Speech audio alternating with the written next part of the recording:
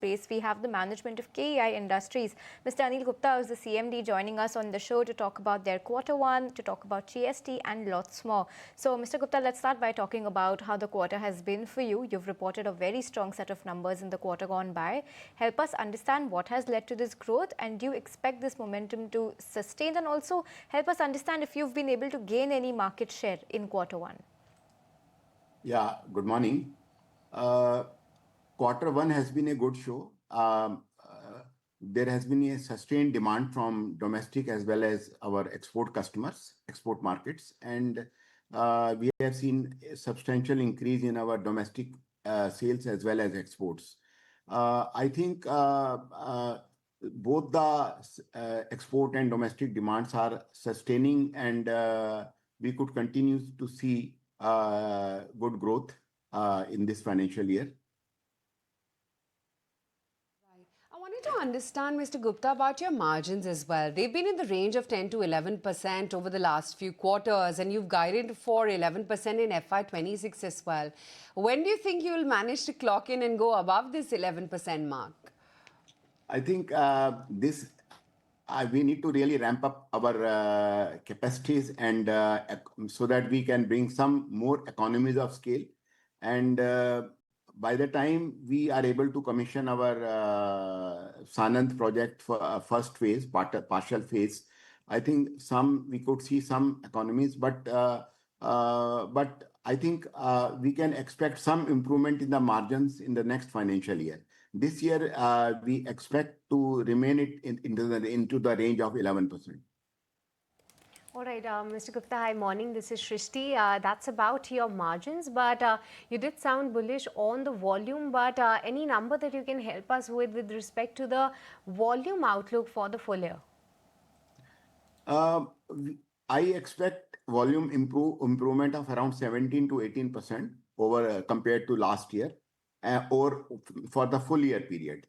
That is what we have guided right from the beginning. So that's the take on your volume outlook, but help us understand how is the performance of the export business in the quarter gone by? What's your outlook on this, especially everything that's going on with tariffs? And now we also have that 27th August deadline to see what our final tariff situation is going to be. Help us understand how your export segment will shape up on the back of all of this playing out. Our export basket is very well diversified.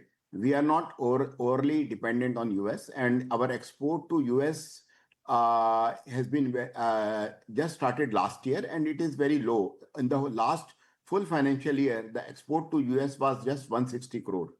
And this year, definitely we targeted around 500 crore, but we'll have to watch and see that when the things turns back.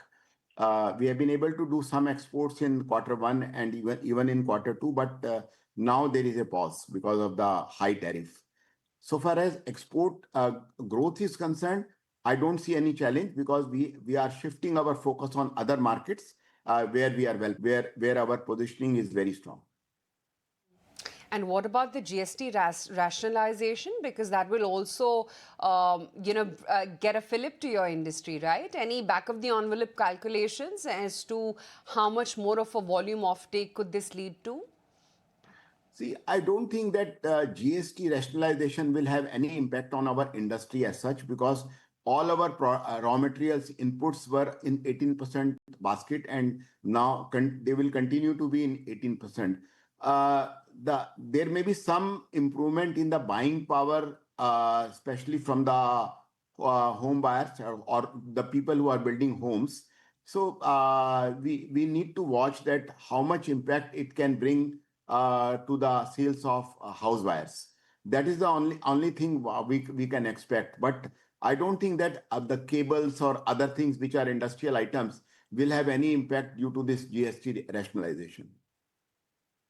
Mr. Gupta, along with that, also help us understand how is the company's order book and what is the book to bill ratio looking right now, and going ahead, are you planning for some more price hikes?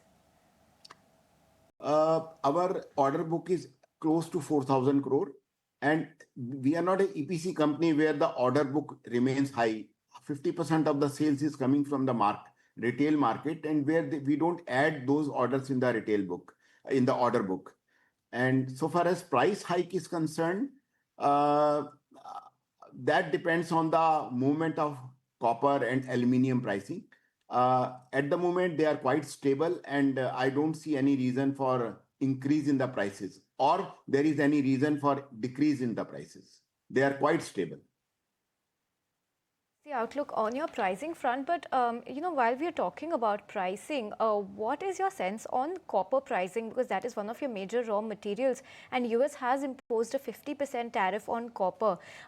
You did say that the GST part of it will not affect any of your raw materials, but what about copper on the tariff front? Any impact to the company on this?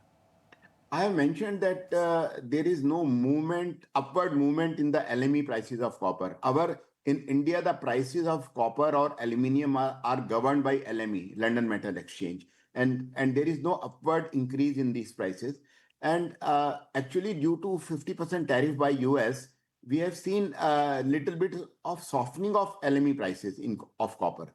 So we can't actually predict how this movement take place. So we don't take any chances, and our order books are nearly in tune with the metal which we are having, either booked or in the stock. Interesting. And what about the capex outlay, Mr. Gupta? What is that lined up looking like for both FY26 as well as going into FY27? This year, our capex outlook is close to 8 to 900 crore, and next year also the capex will be around 7 to 800 crore.